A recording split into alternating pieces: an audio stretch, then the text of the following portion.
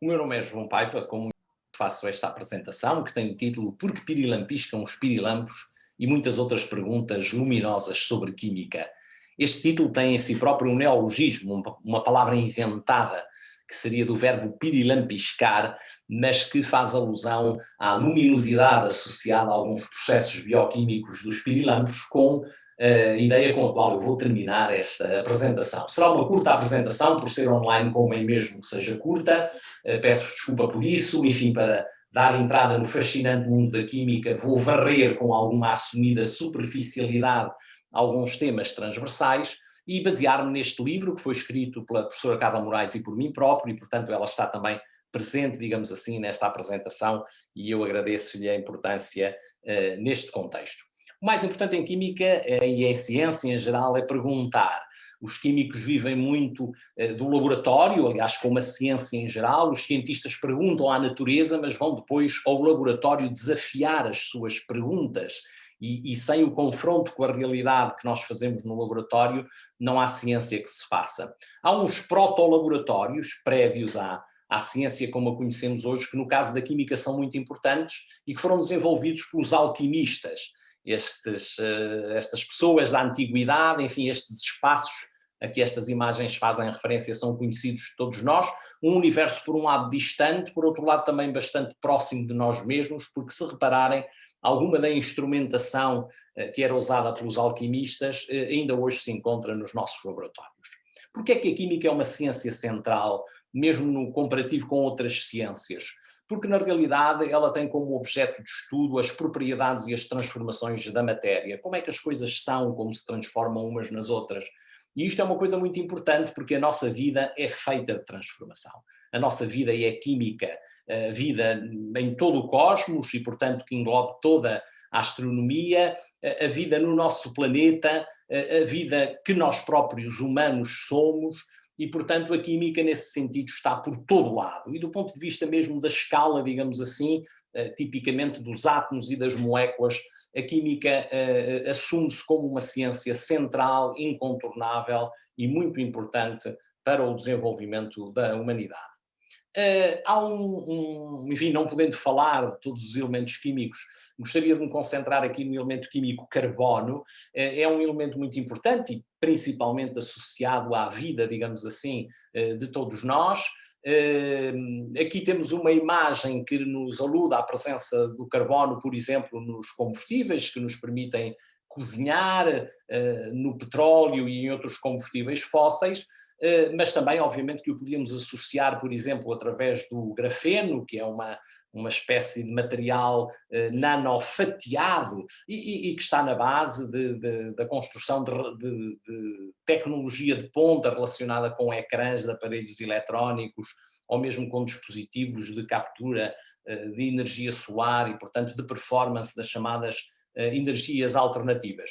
Aqui temos também presente um composto químico muito curioso, feito também de átomos de carbono, que é uma composição de 60 átomos de carbono unidos em hexágonos e em pentágonos parecidos com uma bola de futebol, por isso até se lhe chama futeboleno, e é um composto muito interessante, enfim, que foi sintetizado em laboratório, mas que também tem existência fora do nosso planeta e tem os mais variados interesses. O átomo de carbono é também muito especial, digamos assim, porque do ponto de vista da ligação química tem uma espécie de 4 mãos para fazer ligações. Aqui está uma referência à tal substância grafeno a que fiz referência, que tem aplicações tecnológicas muito importantes. Não poderia deixar de fazer aqui uma menção intercalar ao coronavírus, enfim, e todo o momento que vivemos atualmente de pandemia, fazer referência à importância da ciência naquilo que são as saídas, digamos assim, para esta grave crise que nos afeta, que nos também faz reconhecer numa sociedade de pessoas ligadas à interfragilidade, que se não cooperam também não conseguem progredir e onde a ciência tem um papel fundamental. A química está presente de forma agudíssima em todas estas problemáticas. Estamos a ver ali uma imagem, digamos assim, modelar do vírus, e embaixo uma referência simplificada a alguma coisa que tem a ver com o processo de vacinação. Ouvimos todos falar no chamado RNA mensageiro, que está associado às vacinas que estamos a utilizar, mas ali à direita veem que este RNA mensageiro é como que encapsulado numa estrutura lipídica, uma nanoestrutura que permite, do ponto de vista da ação dos fármacos no corpo humano, transportar, digamos assim, este RNA mensageiro que vai ajudar, digamos assim, no processo de vacinação, mas o processo de transporte é muito importante. Mas claro que aqui no meio de tudo isto há química, não é? O RNA mensageiro tem estas bases nitrogenadas de que todos já ouvimos falar e que tem particularmente o uracilo, mas que depois é química, não é? Carbono, hidrogênio, oxigênio, compostos aromáticos, enfim. E aqui, como sabemos, este vírus é qualquer coisa que se interpenetra dentro da célula com más notícias lá dentro, e todos estes processos bioquímicos, convém fazer uma referência, estão ligados, digamos assim, às conquistas que nós fizemos a propósito da vacinação. Portanto, se dúvidas houvesse sobre a importância da ciência para a humanidade e da química em particular, a própria situação de pandemia que vivemos ajudava-nos a compreender isso. Porque é que a química verde é de facto muito importante? Chama-se química verde a toda a atividade, e é muita, que tem uma preocupação nas questões de sustentabilidade do nosso planeta. Enfim, há quem fale em alternativa à chamada química vermelha, mais tóxica, digamos assim, menos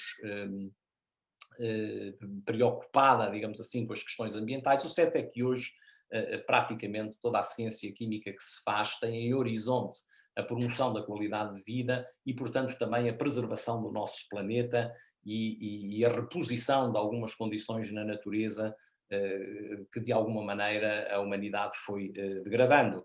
É verdade que muitas vezes a química está na base de alguns processos de degradação, basta pensar que o plástico, por exemplo, que se tem acumulado nos oceanos e noutros ecossistemas, obviamente resulta de indústria química, mas a química terá também, e será ela porventura a ter possibilidade de resolver, digamos assim, estes problemas que se geraram na nossa sociedade. Por outro lado, também temos que ter cuidado com os discursos catastrofistas sobre a química, por exemplo, a propósito do plástico. Imaginem o que era se não houvesse plástico neste momento de pandemia, não havia aquelas os dispositivos que permitem vacinar, digamos assim, as pessoas, que são todos plásticos, não existiriam, nem todas as imagens que nós vemos da realidade hospitalar de pandemia seriam possíveis se não existisse plástico. Portanto, a química que transforma materiais em novos materiais é importante, tem é que ser sempre usada, digamos assim, numa perspectiva verde. Em química nós dizemos, aliás, que não há venenos, há doses venenosas.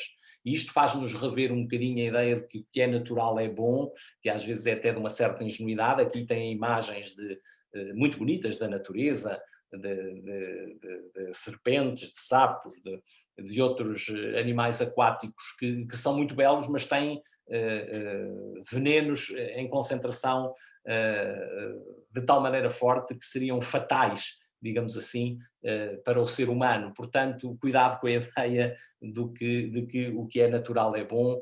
Em química nós estamos muito sensíveis às questões da dose, e o que há é doses venenosas.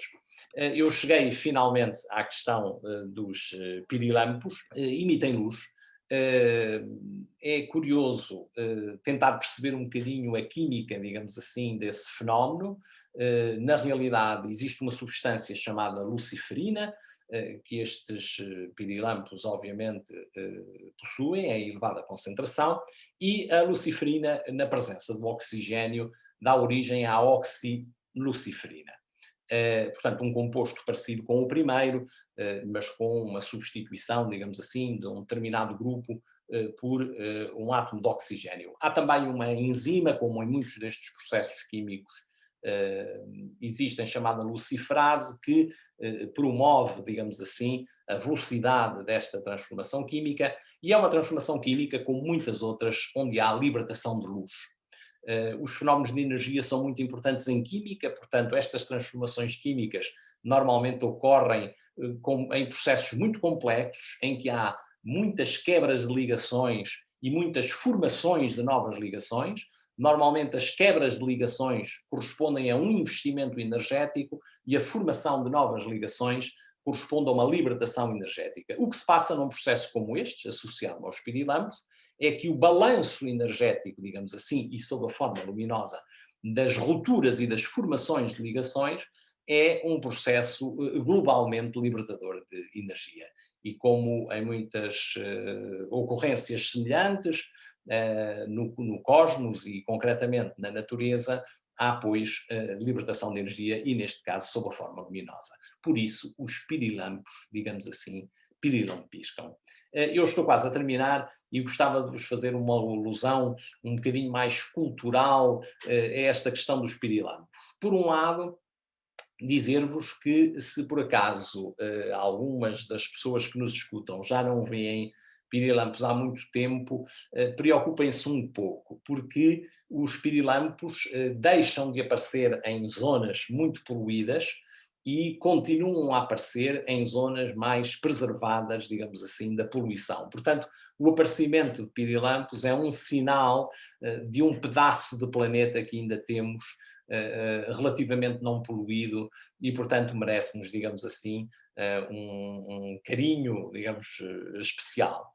Por outro lado, fazer aqui um salto da química para as relações humanas, partindo do próprio comportamento animal, há um aspecto muito curioso nos pirilampos que, ao estudarmos as características da luz que os pirilampos emitem, verificamos que essa luz não é qualquer.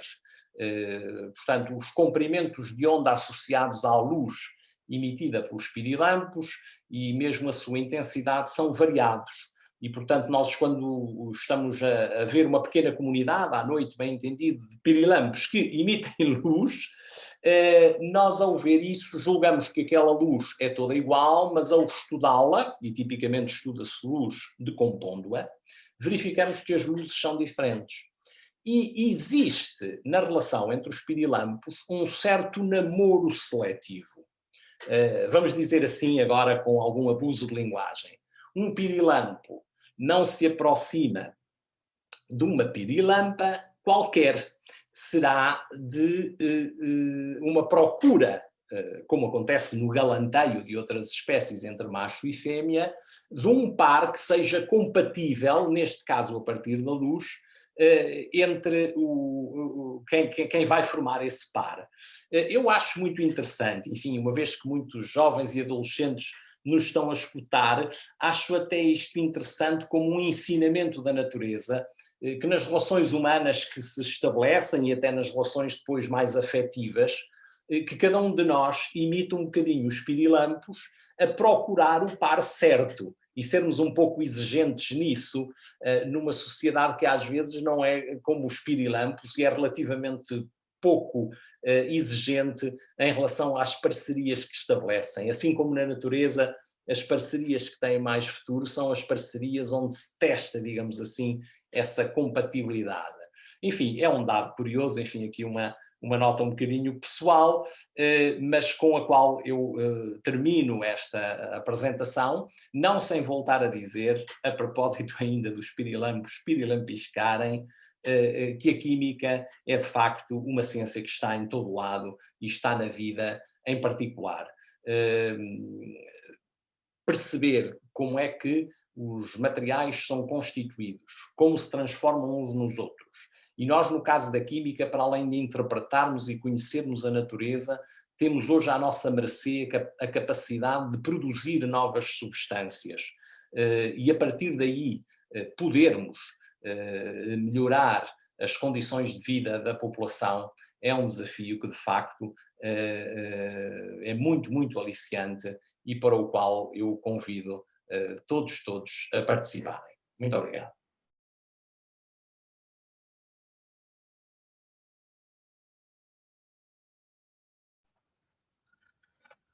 Muito obrigado, professor, pela sua intervenção e pela palestra sobre os pirilampos. Ficamos aqui com a noção de que realmente, enquanto virmos pirilampos pela natureza, é bom sinal, é sinal que não temos assim uma poluição tão forte quanto isso. Em relação às questões por parte da audiência, os nossos visitantes são um bocadinho medrosos e ainda não colocaram nenhuma, mas fica o convite feito para assistirem a esta palestra em replay e também para visitarem o stand da Química e tirarem estas e outras dúvidas e falarem destes e outros temas com os alunos e professores que lá estiverem. Muito obrigado, professor. De nada, foi um gosto.